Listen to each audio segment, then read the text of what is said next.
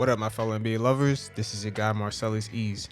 And this upcoming season, we're going to see the return of John Wall, but I thought I'd go over this very interesting interview between him and Gilbert Arenas as they face very similar situations with all the knee surgeries and certain injuries that they had and trying to make a comeback, especially under the age of 30. As Gilbert Arenas, from the ages of 23 to 25, was averaging 27 points a game when he played for the Wizards, and he was a top guard in the league, going against other guards such as Kobe Bryant, Steve Nash, D Wade, Ray Allen. I mean, he was up in that level, especially at a very young age. He even had a 60-point game against Kobe Bryant and the Lakers, but he battled a number of injuries, and he didn't really take his recovery as serious as it should have been. And we've seen him have a lateral meniscus tear in the 07 season at the end of it, and he's supposed to come back 2 to 3 months later. In the following season, which is the 07-08 season, which before that season even started, he went through the same injury again, had to get another surgery on the same knee. And then also, you look at the start of the 09-08 season, and he had to get a third surgery on the same exact knee, which it caused him a lot of issues, and he began to regress as a player. Also, especially when you add on that gun incident that he had, and then John Wall in that same season, which he had the gun incident, got drafted, the Wizards started going in a different direction. And they touched base on, especially Gilbert Arenas, actually admitting how older stars can't get in the way of younger guys, especially when they get drafted very high. There's a lot of politics within the league with that, so there's no reason to fight the future. Now, John Wall this upcoming season is kind of facing the same uphill battle, ironically, even though they both play for the Wizards. John Wall in 2017-18 season had a knee surgery, and then 2018-2019 he had a left heel surgery which ended his season again, so that's almost back-to-back seasons. And then when he was in his own home, he tore his Achilles, so he hasn't played in over 2 years. And now John Wall has hit the age of 30, and just like Gilbert Arenas when he was 30, his injuries piled up and he had to retire. So John Wall is now making a comeback at the age of 30. So once again, they're facing very similar situations. It was a nice sit down. They touched base on a lot of things, and you guys check it out, and every once in a while I'll check in. You know, same thing what he said is like when you get injured, you know, you're still in that mode of trying to keep your place and trying to get better, so you play through injuries. And that was my downfall with my injury, that I didn't take it serious. Like, as long as I can, they hit you with that, if you're 50% is better than, I'm cool. I'm cool then, you know what I mean? Yeah, that kind of hurts a lot of players throughout the league. You can even look back at Larry Bird. He went through the same thing. He didn't take his injuries serious, and we've seen at the end of his career how it kind of cut his career short. And also, you could look back at the most recent player that didn't really take his injuries serious was Chandler Parsons. The way he kept coming back, he kept getting hurt. Something was off with that. He did not take his rehab very serious. I mean, you could tell through social media, this guy's always out partying. I mean, this is a very major underrated thing, and Gilbert Arenas goes over a lot of the mindset of guys who just at a young age get injured, not only for the first time, but it's also a mental hurdle because they're going up against themselves. And not realizing that, you have to get yourself in that 100% to do what you do best. I say I love the hoop so much. Like my rookie year when Gil was there, I remember we playing the Bulls and I just contested a shot and I had a Liz Frank injury in my foot. I just snapped it. I'm like, damn, I'm only like 20 games in. I'm trying to keep playing. So he was traded by the time I think then, but I came back. There's no way in hell I should have played. Like I'm literally limping on one foot, my foot like this big. I had 0 points in the first half. I'm like, oh hell no, I can't do this. But in that mindset, you just want to play, you want to compete because you're so young. Like you don't want to take that time off. That's a mindset I had. And kind of like what I learned from my first injury was I didn't take my rehab right the first 3 months. And kind of like what Gilbert basically said, if you tell me I'm 50, 60, 70%, I'm going to play. I feel like I'm better than a lot of people at 70%, they are at 100%. Now, a very similar situation happened to Gilbert Arenas. When he first got injured, he was only predicted to come back 2 to 3 months. And then when training camp the following season, he had to get surgery once again on that same knee. It's very unfortunate. But Gilbert Arenas, once again at the time, he was very young. I believe he was only 24. And he was, once again, one of the top guards in the league going up against Kobe, Steve Nash, D Wade. And of course, he wanted to eat, man. He wanted to get his food. But I'm very unfortunate for guys. It could be a major setback. My mindset was like, you know what? I got a longevity career. I want to play longer, and I want to be able to play with my kids when I retire. So that's how I looked at it. Yeah, that is the torture. That is what, athletes are battling right now. Sometimes it's the first time we ever got injured in our career, so we think we're invincible. So we don't really understand that we do have to listen to our bodies sometimes to really understand, what we are. We're not invincible. So, getting back to 100%, making sure you're healthy, making sure you're doing the right things is part of the process of just being an athlete itself. I don't think, you listen to them, but at the same time, you're like, shit, I know my body more than anybody. I don't want to gotta walk in this and play in it. And I showed Gil my bone spur. They said I had tendinitis for 6 years. And over time, it's a bone spur growing and growing. Like, I couldn't even sit, like, my leg had to be straight if I'm in the backseat of a car. If I bend it this much, it feel like somebody stabbed me with a knife. So I had to go get a second opinion. Then they tell me, there's no way in hell you should have been playing this for 6 years. I don't even know how you was an all-star. So for me, I mean, for John Wall, I can understand why he kept playing, because not only he was trying to prove himself within the league, he was trying to work his way up to that large contract. See, Gilbert Arenas was doing the same thing, and then once Gilbert Arenas got paid, that's when the injuries happened. Same thing for John Wall.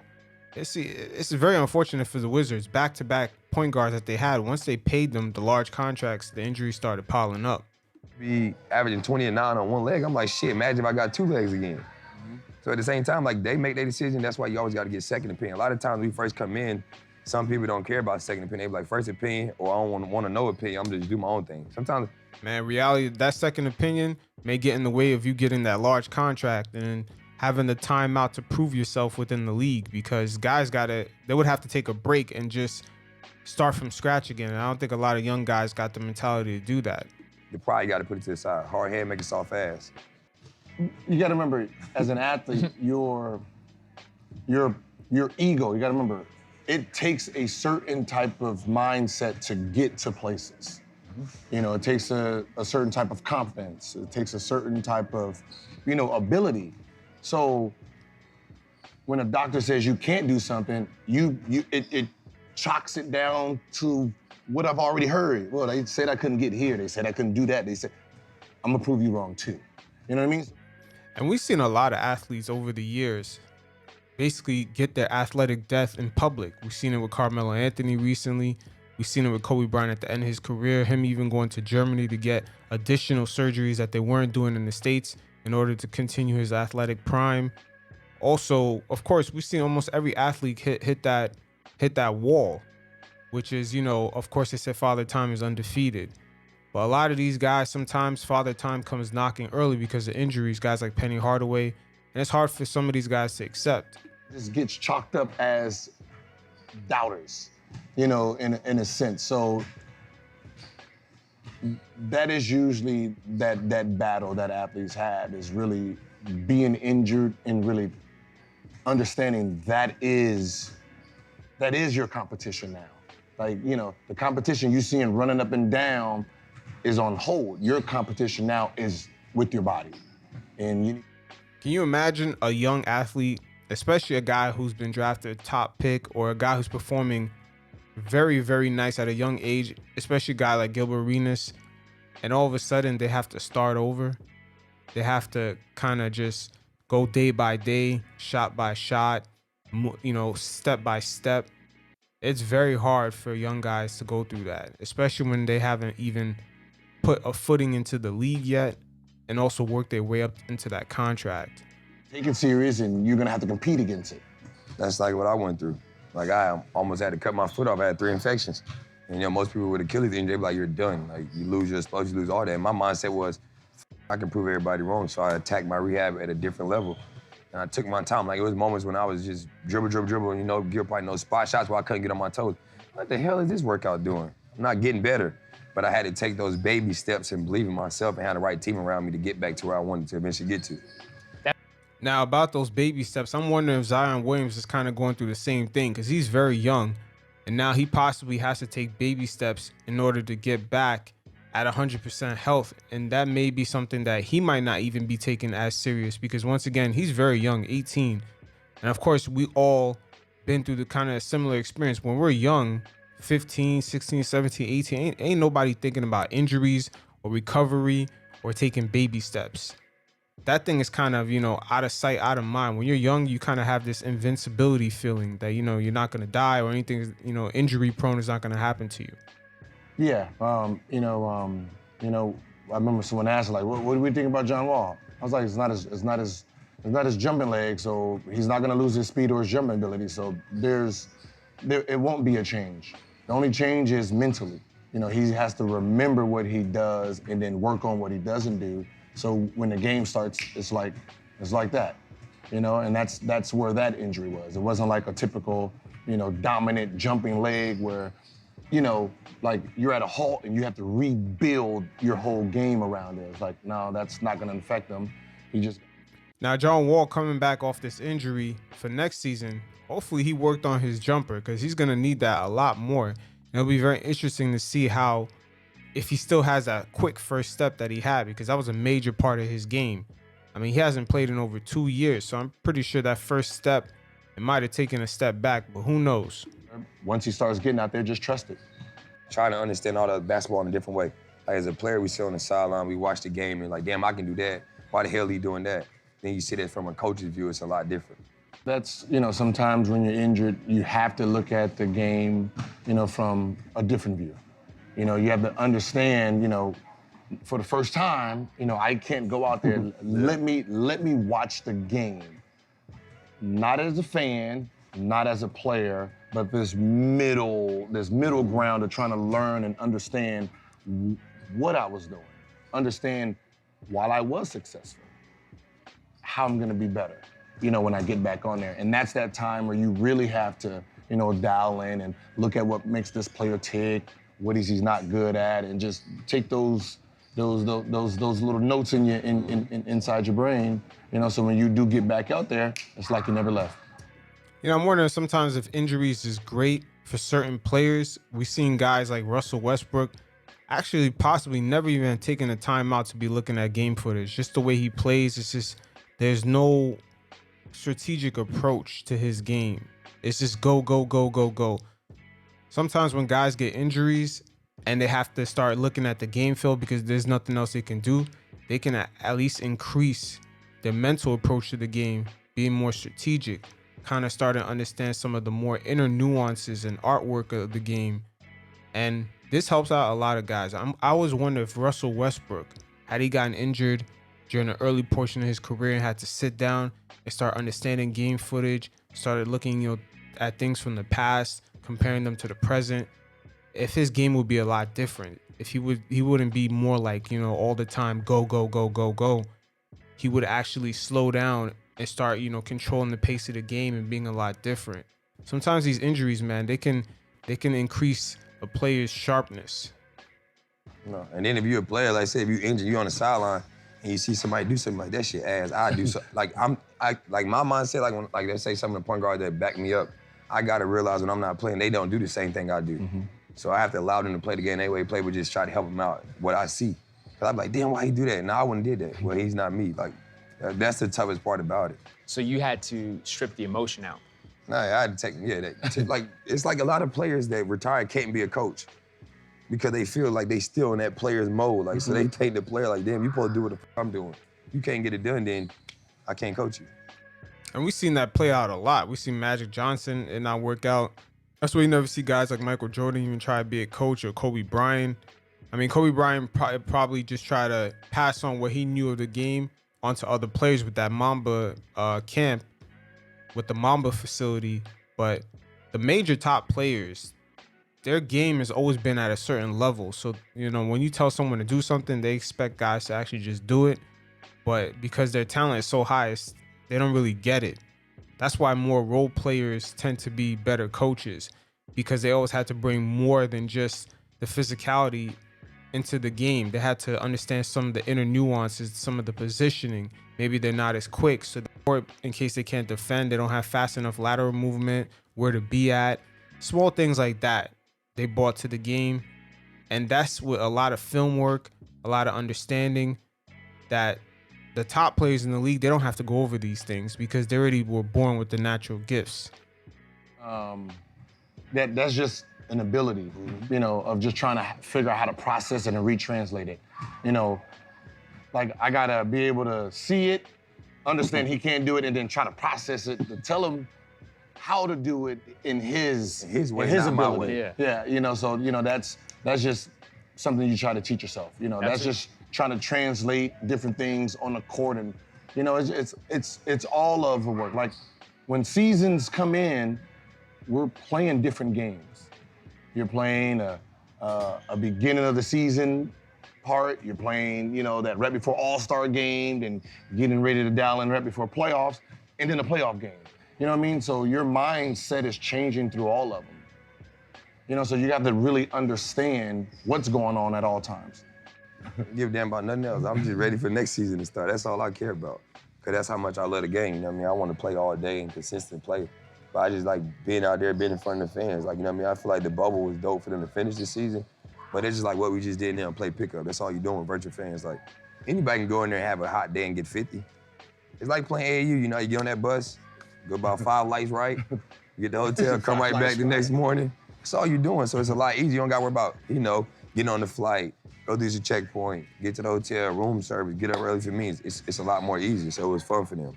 And then when I'm in Miami playing pickup, like that's what I want to do. Like workouts is fun, but pickup is where you get that fun back, and that's where you get the joy back to seeing if you really can get back to who you was and compete against the best and the guys you're gonna see all next season.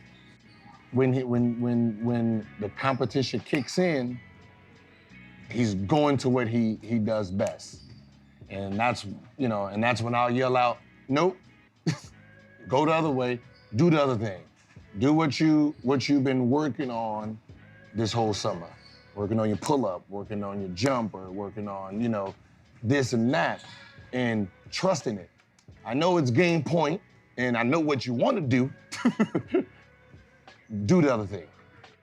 And that's the problem with the trainers that they have. Now on social media, we see the players training with these trainers that just, you know, the players are kind of doing the similar things that they were always good at.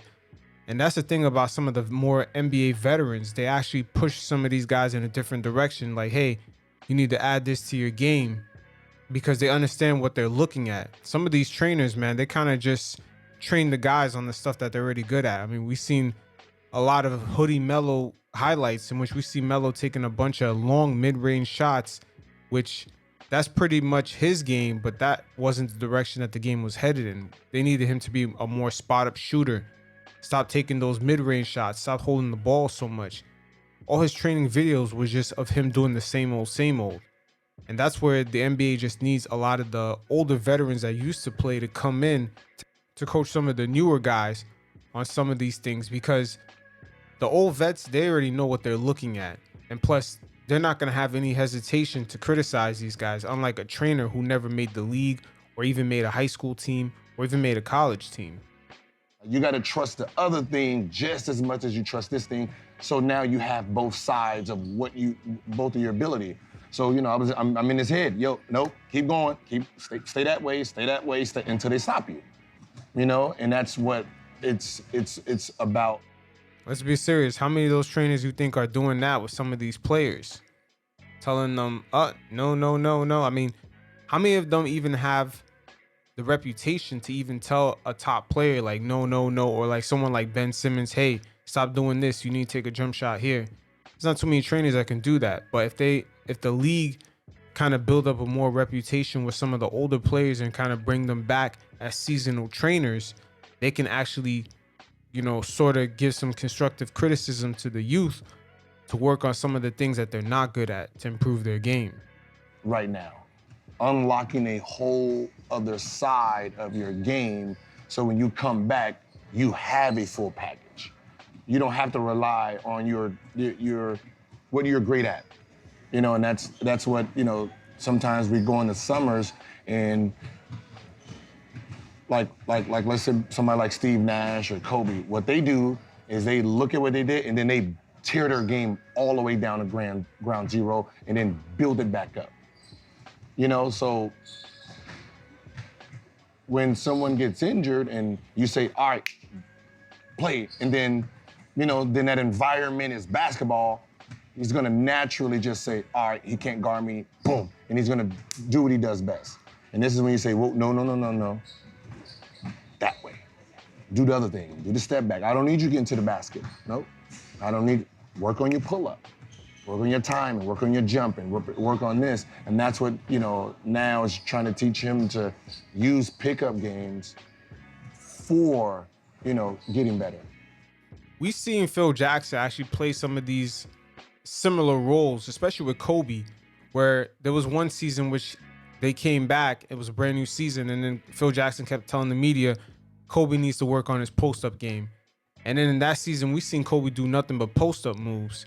And then we see Phil Jackson try to do this similar tactic with Carmelo Anthony, but we just seen him go through a back and forth with Melo. You see the difference? Some of these guys have the mentality to actually accept some of this criticism and work on their game and try to, just like how Gilbert Arenas said, they break down their whole game and kind of build it back up and bring in different moves so it can catch other guys off guard. See, this is what the NBA is kind of missing now. That's why you see guys like Ben Simmons still can't come in with a jumper, and a lot of guys that can't get over that mountaintop. There's a certain hill that they hit and they can't get over that. Same thing even with James Harden.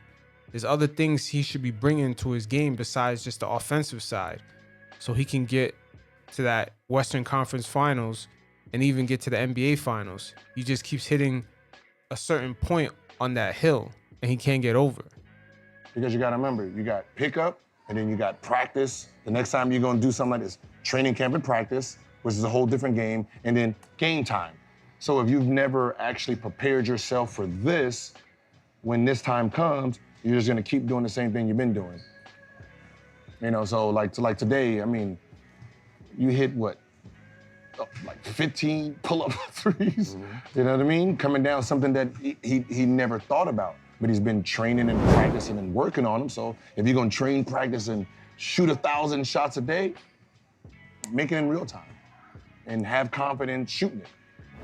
And it makes it easier, like when I'm playing any other places, I don't have nobody telling me what I'm doing wrong. So if it's like he said, game point, or somebody make me mad, I'm like, okay, I'm gonna go do what I do best, and that's get to the rim or go to my left. Today, I'm trying to get to my right, shoot right hand, pull up threes. A lot of times I don't have to do that because I know what I can get to. And nobody gonna stop me from getting there. So it's do the other shit so when the game gets serious, you can, now, if I get to the end of a game in a regular season game, I can shoot I'm confident with a pull-up three. Mm-hmm. Before, it's no, I gotta get to my mid-range or to the rim. That's all I can trust. Like he said, keep trying and keep working on that. That's when you're gonna get better. And so that's what a lot of my reps is. Because my workouts in the past, they've been great workouts, but what I'm going to the rim dunking for or shooting layups, I'm great at it already. Do the other shit I'm just average at and get to that to be great. Like you said, if you're used to it and nobody's telling you that, you lock into one thing, you're like, shit, I'm gonna do what I do best. And that, and I think that's... And that's basically what we see in all those training videos, especially during the summer, when we get all these little highlights of these guys making moves, Ben Simmons hitting a couple of jump shots. That's exactly what's happening. Some of these trainers, man, they're actually fans of the players. It's really weird. It's that, I don't call it, it's the generational, the generational gap between just players themselves. And I always felt that our league was missing the greats' vision. Once the greats retired, no one brought them back in to train. Yeah, they didn't. They didn't go in to train the next generation of players to be great. You gotta remember, the best teachers are the ones who actually went and failed. I went this way, I got hit. Now, this is a great point Gilbert Arenas is bringing up here. We see a lot of the players, especially the great ones, they go off and then they hold their own individual camps, or some of the players have to actually go out and sort of seek these guys like some wizards in a cave to go get some knowledge. And the league should have a program in which some of these players off rip, there can be a more accessible way of just accessing these guys like Rasheed Wallace, guys like Akeem Olajuwon. They shouldn't have to go out their way to find these guys. There should be a sort of like a seasonal program, even though if some of these guys don't want to work for the league full time, maybe they could work for the league, maybe a 2-week program at a time. But there's got to be some more of a system here in play to school some of these guys. Because if there was a system like this, we wouldn't see things like Devin Booker dropping all those points. I think he had a 60-point game or 70-point game, and they lost, and then these guys end up celebrating. You wouldn't see dumb shit like that. Don't go that way. You know, we're gonna go this way. You know what I mean? I did this before games. That didn't work for me. Do this for games. You know, and those are the guys that, like, you know, he go in and he got mad, went layup. I'm not impressed. And I'm not impressed. I've seen that. I know you do that. That's not what I didn't come here to see you burn laughing. Yeah, you dunked on him, but that's what I don't want to see that. I'm not impressed with that. You know, only I can tell him that. To him, I got better. I killed him today. You didn't do nothing today. You did what you usually do. Yeah, you do what you usually do. You trained for 2 hours on this, and you didn't do it once. Show me more. You know what I mean? So, like, a player like me coming back, like, yo, no, you did great today. You had 15 pull-up threes. You went right, finished right. That's great. You transferred what you've been practicing on to the game. You know? Doesn't he sound like he's describing Ben Simmons right there? I mean, all those damn highlights we see him shooting jumpers during the offseason, but does any of that really translate towards the game? So there you go. You know, but if he went left the whole time scoring, I don't. No, the other day I played, he was like, the other day he told me, it was a cool day. I had 60, but it was a cool day. Cause I ain't do nothing that I'm supposed to be working on to get better at. So it was like, all right. But you don't have a lot of people that tell you that, like you said, like, that's one thing I can say. When I first came in the league, I'm like, damn, you work out, and you're like, damn, where the trainers at, where the coaches at? They wasn't there. You know what I mean? Like early on in my career, we didn't have that. So if I'm not watching him work out, watching this guy work out, I'm like, where do I get better at, you know what I mean? And like that's why I understand why a lot of like the players that get away, these NBA teams don't bring them back. Like, you should bring these guys back. Like, they starting to try to do it a little bit more now, but you should do that. Like, it shouldn't have to take me to go in the summertime to find a Gilbert Arenas or a Mike Bibby or a Steve Nash to get better. I should be able to have. Oh, the NBA will start bringing them back once they see the actual game, you know, is not progressing and it's a worse television product. They'll start bringing the older guys back. Trust me on that. No, I just think that just the level of, there's just these gaps of this person doesn't know this person. But it's superstar status. You know, but you gotta remember, the general manager who was good, he's probably gone, and the next general manager probably don't have a relationship with this person. So there's misinformation, you know. So like when I watch, you know, when I'm watching these games, you know, I have John, you have Kyrie, you have KD, you have IT out there, you know, and my job is to poke them all. Poke them all. Because if I'm not poking at your game, you're not triggering your game. Like, you know what I mean? So, you know, if Kyrie's not doing what Kyrie do, what are you on the court for? Like, yeah, good D, like, you know, Kyrie missed good D. Oh, you thought that was good D? Yeah, he stopped you. Now he's in attack mode. You know, same thing with Kevin Durant, came down, missed something. Good D. You locked him up. Now it puts him back in killer mode. So now he's in killer mode. Now he got to go in killer mode. Now you have the level of competition rises. You know, instead of, you know, we're just going through the motions, it's a Friday. Like, nah, y'all came out here for a reason. Work on getting your game better. You gotta remember, because that's the matchup. That's the matchup during the season. So this is the beta. This is the quick little glimpse of what. All right, so you're sitting here like, all right, he likes to do that. Okay, now I got his momentum. Now I know what he wants to do. Now that sounds like some Kobe shit. Kobe used to do that. He even admitted he did that to Reggie Miller in the early portion of his career, and then we seen when Shaq got fouled out in the NBA Finals, how Kobe Bryant already knew what Reggie Miller was gonna do. Gilbert Arenas is right. It does elevate a lot of guys and bring up the level of competition. Now they're gonna touch base on the NBA being a friendly league. Once again, because of the salary cap being raised, the NBA is pretty much a rich boys league now. They have huge endorsement deals, especially off the court. They're making probably sometimes the same amount of money, if not more, off the court. And guys right now are very comfortable. They're very relaxed. Before, I wouldn't say back in the day, but the NBA used to be only a handful of guys can actually access the money. So everyone had to increase their game in order to get access to that money. And also, you gotta look at guys are making so much money. That's why they're able to speak up on social issues because of the amount of money they're making. So if they get blackballed or anything, they're pretty much set. Now, when the NBA was in its early stage, especially in the modern era, guys couldn't speak up like that because if they got blackballed from the league, that was it. And the money that they were making, it just really couldn't cover a certain portion of their career if their career got cut short. So some of these guys would be bankrupt off rip. And a lot of guys be too friendly now. Like they weren't friendly. They trying to rip each other head off. Now it's like guys buddy. That's the mindset. Like, you know, it's like if I'm gonna step into a pickup game, I came in to get better. Like if I want to just get a run, I can do that anyway. But you know, we called each other for a reason. Let's do this. You know what I mean? Let's go at each other. We have to get each other better. You know what I mean? Because you gotta remember, in practice, there's no Kyrie in practice. They ain't no Kevin Durant in practice. So when he go to practice, he's not getting that competition. So when he has it, he has to take it. Yeah. I got motherfucker in my ear 24/7 telling me, get out the comfort zone. You know what I'm saying? Like, if you don't have nobody telling you out that comfort zone, you're always gonna go back to what you can always do. Like, he hit it right on the nose. If it's game point or I'm getting mad, I'm getting competitive, I'm gonna do what I do best. You know what I mean? Like, get in transition as quick as possible, get to the rim, get to my pull-up, I'm cool, game over. No, do this shit as you trying to prepare yourself for next year to get better at. That's why I was shooting a lot of threes. You go on these screens, I'm gonna shoot it. So when they know next season, you can't do that. If they don't see me do it now, they're gonna do it all next season. I'm never preparing myself to be comfortable in that situation.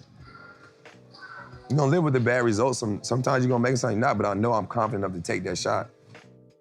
Now, Gilbert Arenas talks about setting the edge during practice so you can elevate your game to another stature. You know, there's only certain places where you get to really like challenge. You get to really challenge what you've been working on.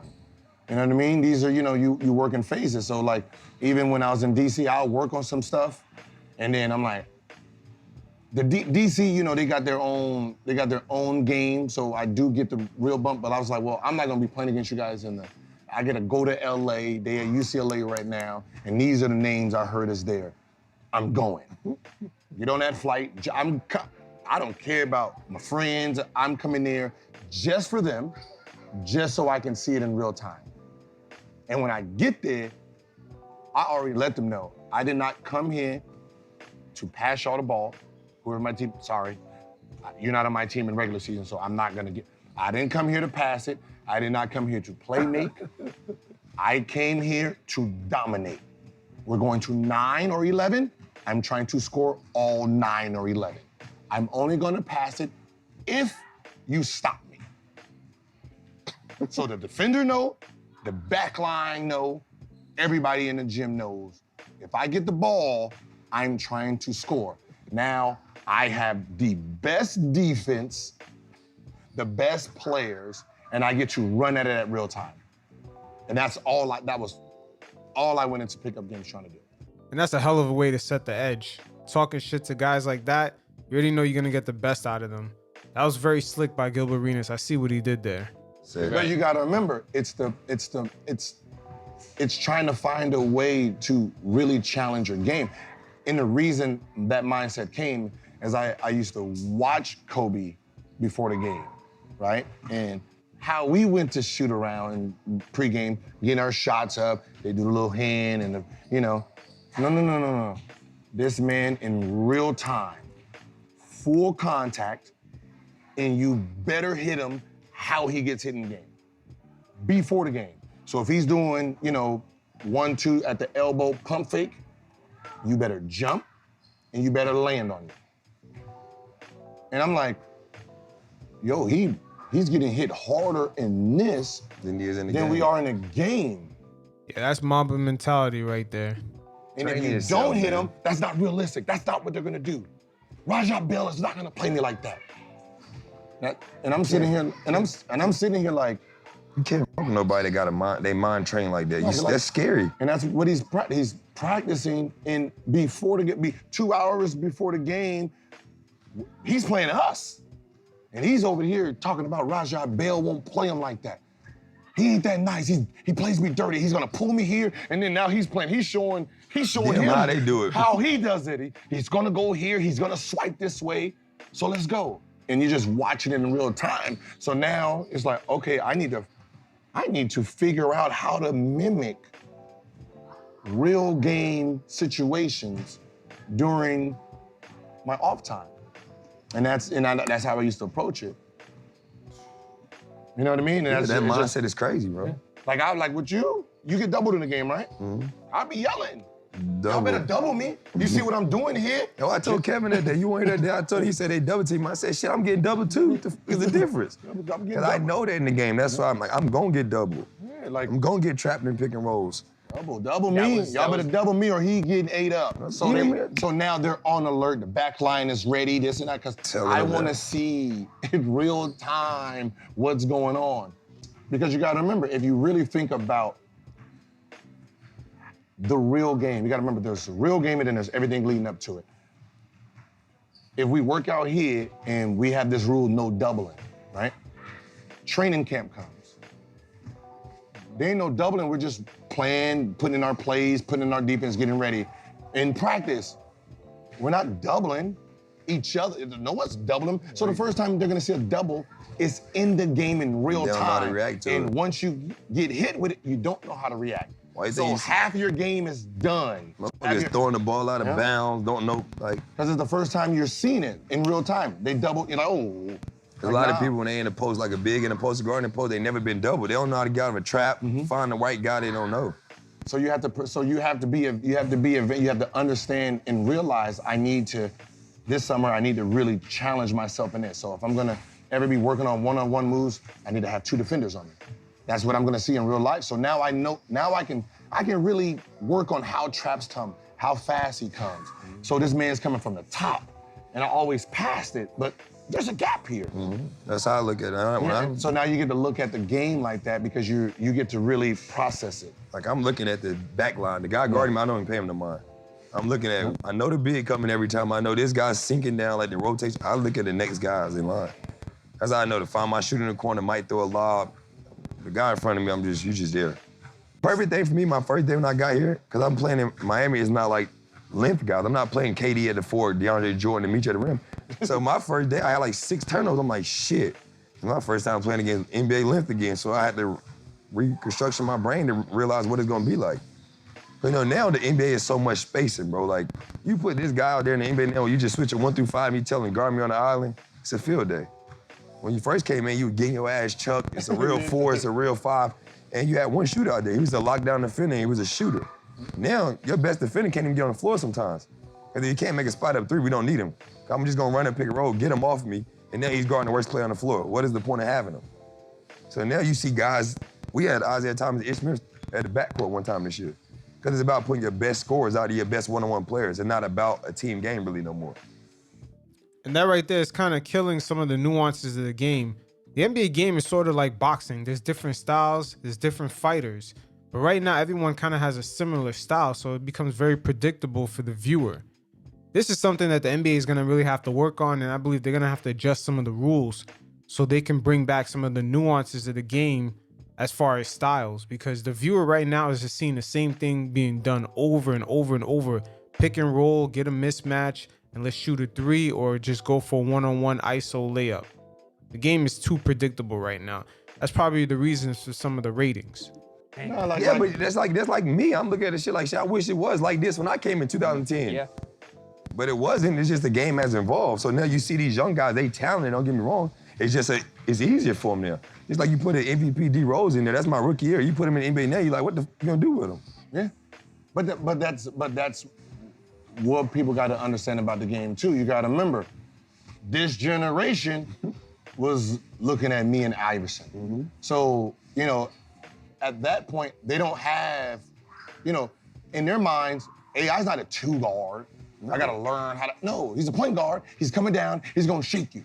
So they coming down, working on shakes. So now when this new guard, so they're watching a guard do it, they're perfecting this old style. So when they come in, it's a whole new style. Now, the Mikey Williams, the Bronny Juniors, look who they're watching. So the kids who's wearing 0 now, they don't know Gilbert, they know Westbrook. Westbrook knows Gilbert. That's why Westbrook wears it. I know Gilbert. They're wearing it because of him, but he's the new 2.0. wave that's gonna pass it on to the next. Yeah, every crop of the new generation, just every crop of them that comes in, they pretty much were able to imitate the older generation and have more freestyle abilities to master and perfect different moves that the older guys did. Now, a lot of players in the league right now, they're pretty much imitations, especially Stephen Curry. The imitations of Gilbert Arenas, of what he was doing. Because nobody was shooting clutch threes like that, especially just pulling up and shooting threes. Gilbert Arenas was that archetype. And especially with the crossover, that's all Allen Iverson right there. So every generation now, they imitate basically what's going on in the league. And by the time they come in, they have more flexibility of working on different moves while coming up through AAU or just high school ball, etc. And by the time they come into the league, they're some sort of new hybrid of what the previous guys were doing. Like I said, right now with Stephen Curry just pulling up, Trae Young pulling up, they watch Gilbert Arenas. Of course, Trae Young, he's one of the new Stephen Curry babies. But Stephen Curry, basically, he's the Gilbert Arenas clone. He saw what Gilbert Arenas was doing when he was young, pulling up from 3, hitting all those clutch shots. And he comes into the league. Now he could pull up from even further away because he was practicing on that since he was like probably preteen all the way through high school, all the way through college. So a lot of these guys, just like Gilbert Arenas said, Westbrook, seen Allen Iverson, he's seen what Gilbert Arenas was doing. All these guys are just imitations, and every generation comes in the league, they kind of change the trajectory of the league. And it'll be very interesting to see the next couple of years, the new generation of guys that are coming into the league, are they still going to be pulling up from as far away, or what new nuances they added to their game that they could bring into the league that the league has never seen before. 2.0, so there's kids that's building their games and understand, okay, this wall, and that's, so the next group of guards is going to be a whole nother generation of new Just things. passing the torch. So that's what I said, it's you passing the torch without even, people really don't know they passing the torch, but they are. Because those kids are watching that shit. The kids are watching. Like I told you, I used to watch him play, and then the injury happened, just like, damn, but, so when I got drafted, I'm like, what the hell gonna happen here? There's only one thing can happen. Now, Gilbert Arenas and John Wall going to touch base on how it was when John Wall first got drafted and came onto the team, what adjustments Gilbert Arenas had to make. And Gilbert Arenas also touches base on something that we as viewers don't really know that goes on within the players. It's a lot of politics, especially when a team drafts a guy very high in the first round. He's basically the future, and the vets, they shouldn't try fighting the future because at the end of the day, the new guy is the brand new investment. But Gilbert Arenas is going to touch base how him and John Wall was an actual fit, and he's pretty much going against the grain or the notion that there was going to bump heads. So then when I came in, I'm just like, what the gonna go happen? Yeah, see, like, and I think that was the whole thing that people thought, like, oh, he's coming in, he's the point guard. Like, whoa. Whoa. I'm an assassin. He's a point guard with vision. Give him the ball, he gonna find me. I don't need to, like, I play with Larry, I play with, I have different games. So, you know what I mean? So if you really took a look at the game, I didn't need to dribble and all that. Just 1-2 quick, pull up, come off curls, back door. Cool. You know what I mean? So it's his ball.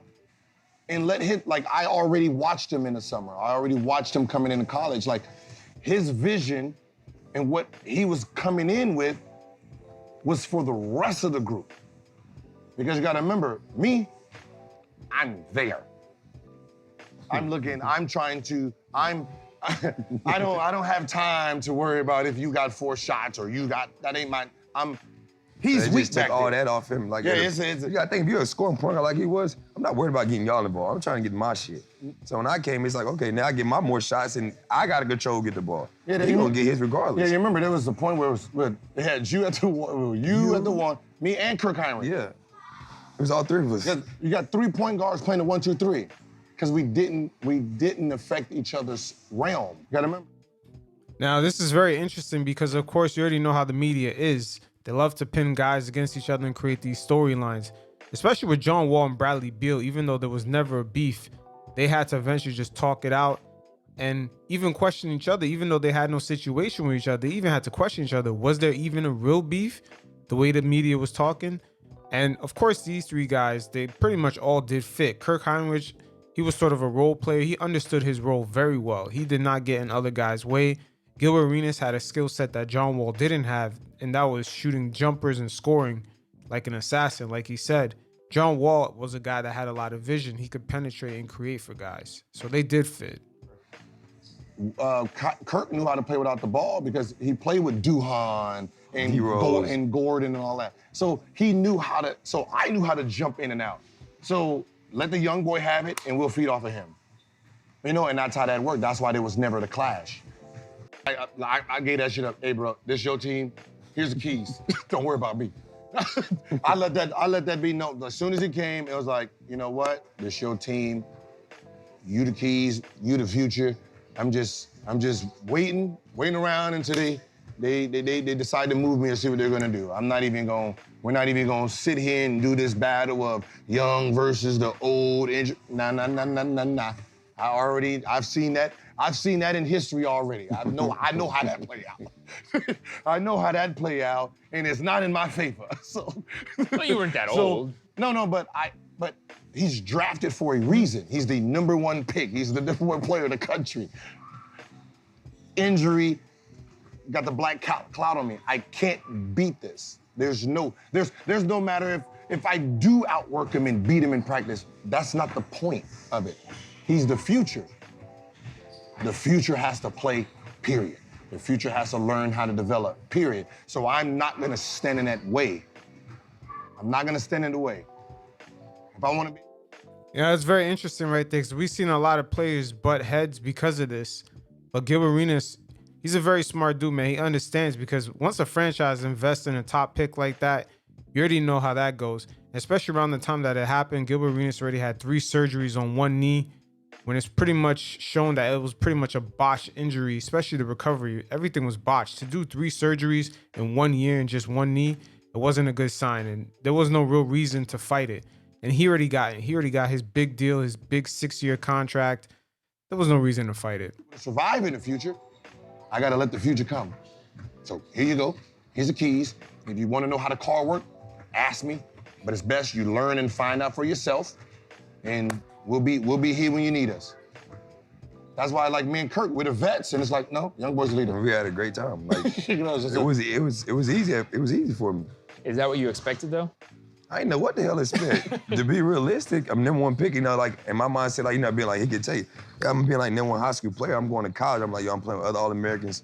I'm like, yo, I'm gonna be talked about a lot. I'm not bigger and better than none of y'all. We all gonna make this shit work. You see what I'm saying? That's how I went into my shit in college. It was easier for me because I knew DeMarcus since he was 14. So he already knew, like, I'm like, yo, I'm gonna be talked about, yes, I'm the main guy, but I can't do this shit without y'all. So I went into it like, I'm just trying to figure out and watch how they work. And I had great vets. I couldn't ask for nothing more. Because most times you go in that situation, you be like, damn, he could have been an asshole. He could have said, nah, that I still am who I am. You gonna sit your ass over there? It's my team. He didn't do that, and it made it cool. But bro, we was having fun. We weren't winning for shit, but we had fun. But that was the whole thing. It was like, you know, before I'm out of here, I gotta leave him with something. If it's confidence, if it's understanding, it's something like. And I told him, I said, listen, what's going on with me and the Wizards in our past has nothing to do with you. So I'm not gonna take this on you. Whatever you need, let me know. Shoes, whatever you know, let me know. This is different between us. And that's what they wanted, though. A lot of people wanted they want me to fall clash into what the past was, but that ain't. I know what's going on. I'm 19. And that's exactly what they wanted because that actually played out with Bradley Beal and John Wall. The media was trying to create a rift between those two, and there was no rift. Just cruising through. As I said, it's easy for me for the bet, like, no. That's not how the game is played. That's not how it's supposed to be passed. It's not how it's ran. So no, this is your team. Run it how you're gonna run it how you're gonna see it. You gotta remember, you are a point guard, you have vision. you have to see us in your vision. You can't see it in my vision. I am not the point guard anymore, so it's not gonna go the way I was playing it. It's your system, we're gonna fit into it. Now, if someone gives you problems, let me know. How many plays we had, bro? We had like 200 plays. I was losing my damn mind my rookie year. Oh my God, we had so many plays. I'm like, this is cannot. 3-hour practice, then you got all these plays. I said, there's no way. And as me, it's like, yo, mentally, you try to figure out how to condense them. It's like, I'm running. We had plays for the 4 and plays for the 2. That was most of our plays. We had the old Minnesota playbook. Like, LaTrusty, Roy, KG. I'm like, all right, Gil, here go his. Here go Blatch.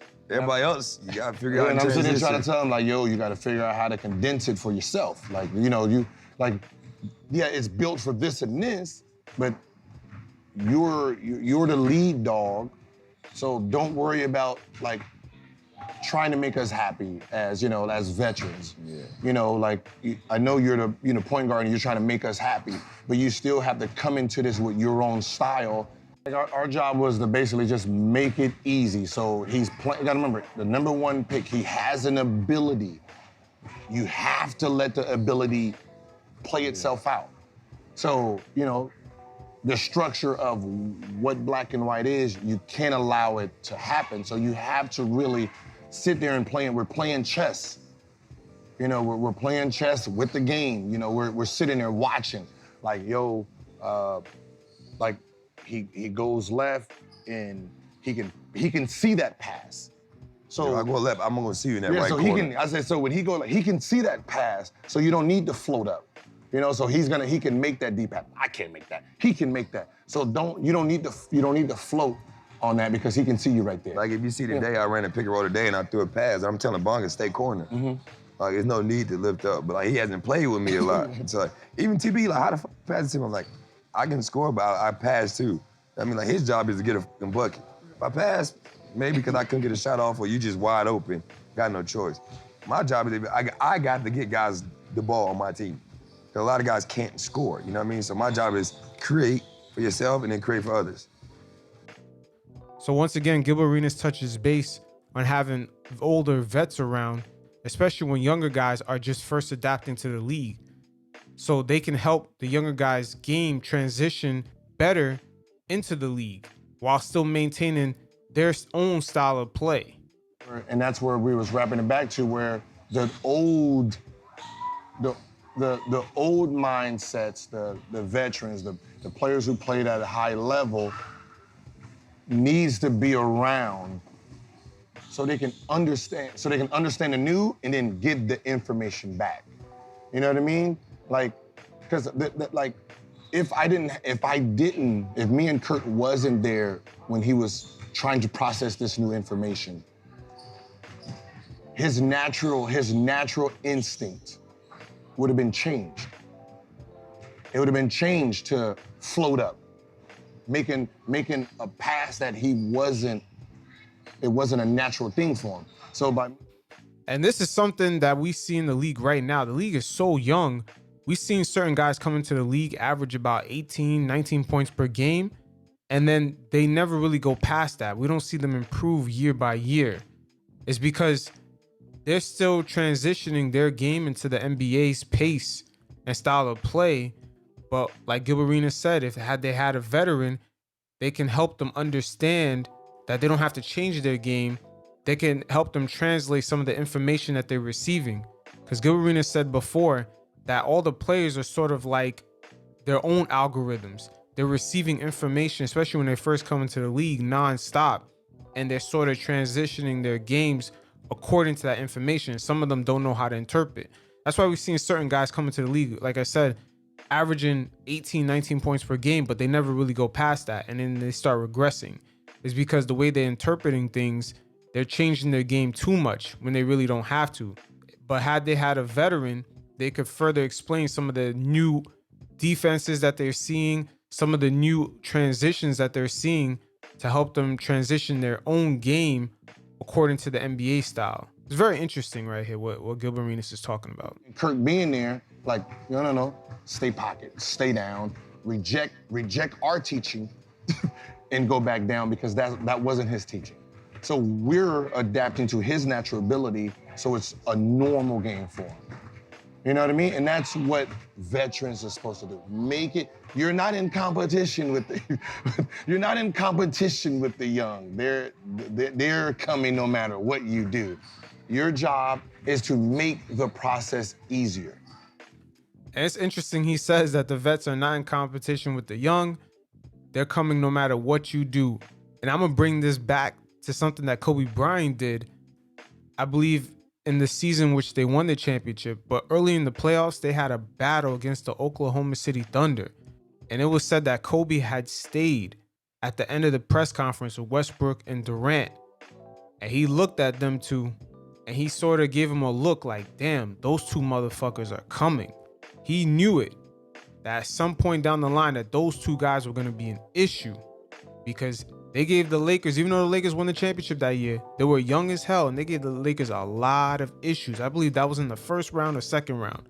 And it's funny because the next season, those two same guys had eliminated a very great Spurs team. The Spurs, low-key, they were one of the best teams that following season in 2011. And they were going to give the Miami Heat a run for their money, especially that was, I believe, LeBron's first championship, the 2011-2012 season. And OKC came out of nowhere and gave the Spurs a beating in the playoffs. Your survival is how nice were you to the future? that's how. So when that's another story. Yeah. So look, when you on your last legs and they talking about, hey, we about to get this, and young boy like, nah, I want my vet. There we go. That's those 3 months of talking. God, yeah, you another contract. you know? I'm good. Versus like, yo, we're gonna put him back in. Now it's this time like, nah, ooh, it's him or me. He pulled that card. God damn it. I'm out of here. Yeah, Let me pack my bags. You know what I mean? But you gotta have vets, like he said, they hit it on the nose. If I ain't have a vet, they gonna teach me to make passes in certain places I want people to be, well, I'm not used to. Like even when I was in college, Kyle let me, I'm like, Kyle, let me, like certain places, I know where I want guys at. But I know what I'm doing. When I push the pace, guys gonna, like now you can't do this shit because everybody's spaced on the perimeter now. Like now they tell us to get to the up high and boxes and then corners, and it's one-on-one basketball. Yep. So a lot of time when you drive and you think a guy supposed to be where they supposed to be in the old NBA, they're not there. Because they don't used to be on the perimeter. So you don't have a lot of guys cutting, none of that shit. Yeah, you know what's so funny? It was the. That's a major problem in the league, even with the mega superstars. Guys are not playing off ball. It's very, very off-putting because you see this when teams are down. That's why it's hard for certain teams to come back, especially even though they have superstars like James Harden, or even LeBron James does it. They just don't play when they don't have the ball in their hands. There's no cutting, there's no nothing. And finally, John Wall asked a very good question to Gilbert Arenas about his mindset on taking last-minute shots. And Gilbert Arenas expanded on how when you bring a lot of different skill sets to your offensive game, it kind of opens you up to having it easier to take those last-minute shots because you have a plethora of options, especially when you take it to the hole. Guys are kind of backing off of you because they think you're going to get to the line, and you shoot a high percentage of free throws. So guys are kind of scared of that too. So it opens up the lane for you to take these high percentage three-point shots, especially when you've been improving it year after year after year. Only one question I really got is, what was your mindset when it's like game-winning shot? Like, what shot did you want to get? You know, like most guys in game-winning shot, they always try to get to the rim. You know what I mean? Or they want jump shot. I want to know what your mindset was and what you thought in game situations. So that's a good question because the mindset for the game-winning all depended on what refs were there, what's their tendencies, what did I do during that game, right? Because you know, if you got a ref that wants you to finish the play versus his whistle, if you drive and there's contact, he won't call it. If there's a ref who favors you, and it's a tie game, you're down one, you know, you can drive and get that and one or the easy basket. You know, how many fouls does this guy have versus that back line? You know what I mean? Mm-hmm. You know, so what kind of defender is he? If he's on his back heel, is on his front heel, you know what I mean? So you're really trying to, but it's being processed before I even get to that moment. Mm-hmm. You know, you watching the game, back and forth, 1-1. We go, you know, time ticking down, so you know at some point, okay, this is gonna go down to a last shot. Let me process the field.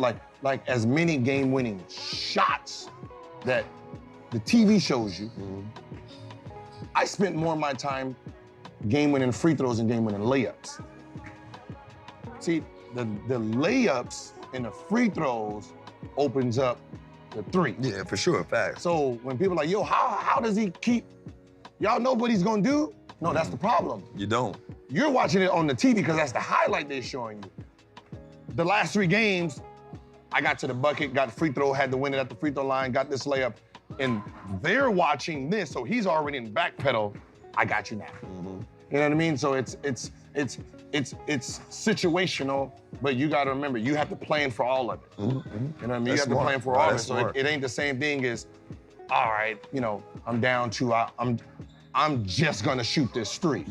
Yeah, like, you know what I Yeah, mean? some people and do that's that. what it said. It's not already pre-designed on what you're gonna do it. It's developing as you go. Smart. So you gotta understand the refs in that moment versus that defender. Yeah. You have to understand it all.